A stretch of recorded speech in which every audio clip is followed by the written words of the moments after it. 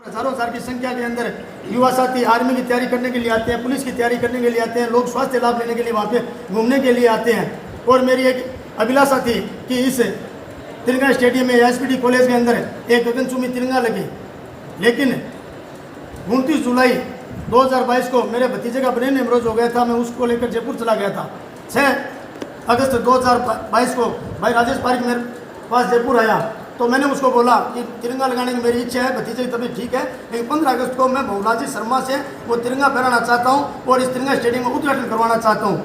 तो राजेश ने कहा कि अपन चलते हैं अनिल जी से, विधायक जी अनिल जी से बात करते हैं और बात करके बताते हैं, क्योंकि उस समय सत्ता उनके हाथ में थी, वही बागडोर संभाले हुए थे। पंडित बहुलाजी शर्मा वो ऐश्वर्य चल रहे थे, इसलिए अनिल जी शर्मा ही सारी बागडोर संभाले हुए थे।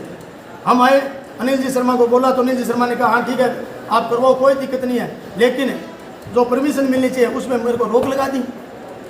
परमिशन नहीं दिलाएगी तिरंगा लगाने की, मेरे को परमिशन नहीं दिलाएगी। वो 15 अगस्त भी चली गई। उसके बाद पंडित श्री बहुलाजी शर्मा का सुरवास हो गया, उपचुनाव आ गया। उपचुनाव में मुझे बुलाया गया।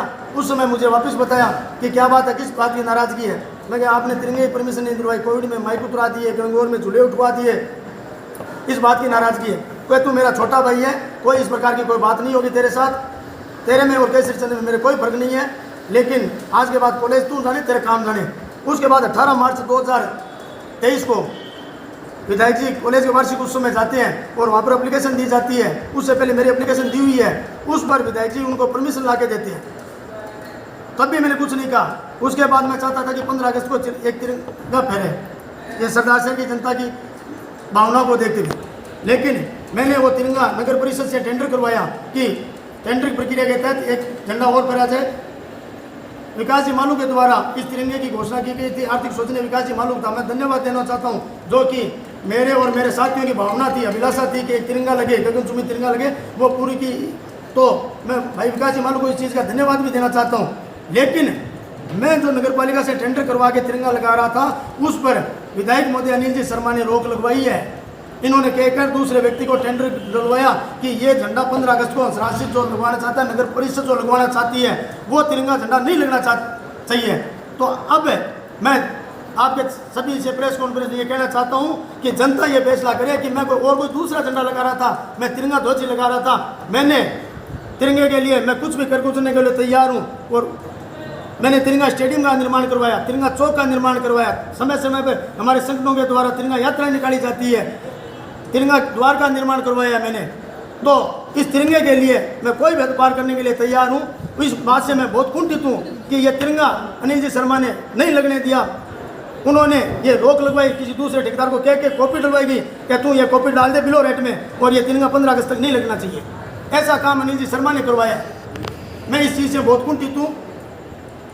तो मैं यही कहना चाहता हूँ इस प्रेस कॉन्फ्रेंस में कि विधायक जी श्रीमान अनिल जी शर्मा, उनके साथ जो सलाहकार हैं वो पंडित जी, जब भी कोई चुनाव होता था, कोई कार्यक्रम होता था, हमेशा जिससे संबंधित जो व्यक्ति होता था उसको सूचना देते थे, उसको बुलाते थे, उसको बताते थे कि भाई ये तेरा काम है, तेरे को ये करना है, कॉलेज में राज को कहना है, पीएमसी के अंदर राजेश को कहना है, हॉस्पिटल के अंदर मोदी जी को कहना है, सुरेश जी को कहना है। उनको निश्चित था सिस्टम। इनका कोई सिस्टम ही नहीं है कि किसको कहाँ क्या व्यवस्था संभालनी है क्या नहीं। हर जगह हर व्यक्ति भी मान कर ये काम कर रहे हैं। एक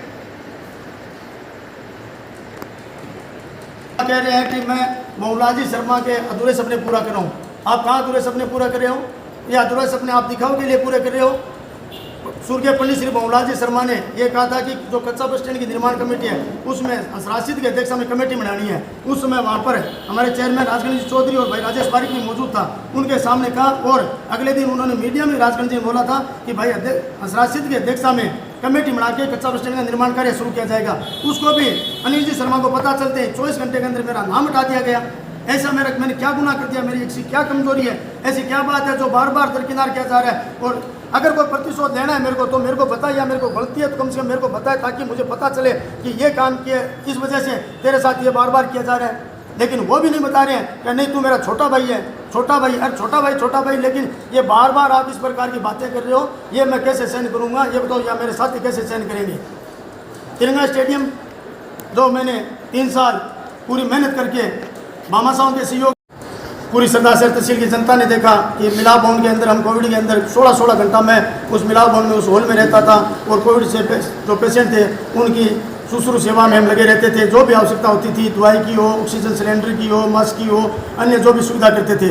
और मैंने पूरे शहर के अंदर, नगर पालिका क्षेत्र के अंदर पूरे सभी वार्डों में, पिछड़े वार्डों में जा जाके, गली गलियों में जाके यही कहा था कि घरों के अंदर रहें, सैनिटाइजर का उपयोग करें, और ये सुझाव दिया था। उसको चलते हुए मुझे एसडीएम प्रशासन रीना जी छिंपा ने ये बोला था कि माइक लगा के और गाड़ियों में 2 महीने ये प्रचार करना है। तो मैंने मेरी खुद की गाड़ी पर, स्वयं की गाड़ी पर माइक लगा के ये प्रचार शुरू कर दिया था। और ये भी इनको रास नहीं आया और एसडीएम को बोलकर कोविड में जो मैं लोगों की सेवा कर रहा था वो मेरे गाड़ी के माइक उतरा दिए गए। इससे ज़्यादा और क्या होता तो फिर भी मैं शांत रहा, में कोई बात नहीं है। कोई सलाहकार होंगे ऐसे, वो हो सकते हैं ज्वेलर्स कोई किसी से कह दिया होगा और कोई बात कई बार कार्यकर्ताओं को माननी भी पड़ती है, मान ली होगी, लेकिन मैंने उस बात को इग्नोर किया। उसके बाद जो गणगौर का मेला था, जो 30 त्यौहार सबके होते हैं, सभी मनाने के लिए आते हैं। माता मैंने बहुत सी संख्या में इकट्ठी होती है। कल भी 30 का त्यौहार था, माता मैंने बहुत संख्या में इकट्ठी हुई वहाँ पे। और जो आयोजक मंडल है उनको मैं धन्यवाद देना चाहता हूँ, मैं भी एक आयोजक मंडल का एक हिस्सा हूँ। उसी प्रकार पिछली गणगौर पे जब हम 30 मेला का आयोजन कर रहे थे तो उसमें हमने झूले मंगवाए थे और इन्होंने पुलिस अधिकारी को कहकर वो झूले रातों रात उठवा दिए। हमारे जो आयोजन मंडल के उसके पैसे भी लगे हुए थे, लेकिन पुलिस अधिकारी ने एक शर्त रखी थी कि अगर नाम नहीं ले तो भी मैं बताऊंगा। और उन्होंने इनका नाम लेके मुझे बताया कि इन्होंने ये झूले उठवाए हैं। ये कोई बर्दाश्त करेगी जनता? 30 त्यौहार भी आप लोगों को मनाने नहीं देना चाहते सरदासर की जनता को, सिर्फ 1-2 लोगों के कहने से। हजारों कार्यकर्ताओं को, हजारों लोगों को, हजारों मतदाताओं को आप इग्नोर करोगे, ये कभी बर्दाश्त नहीं होगा। इसी प्रकार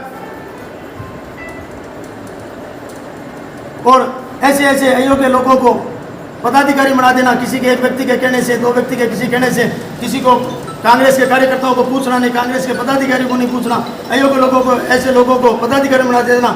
एक पहले पुराने समय में कहावत होती कि 16 किलोमीटर पर वाणी और पानी चेंज होता है। यहाँ तो जो हवेली में जिनको इन्होंने बनाया ना पदाधिकारी, उन लोगों की पार्टी चेंज होती है।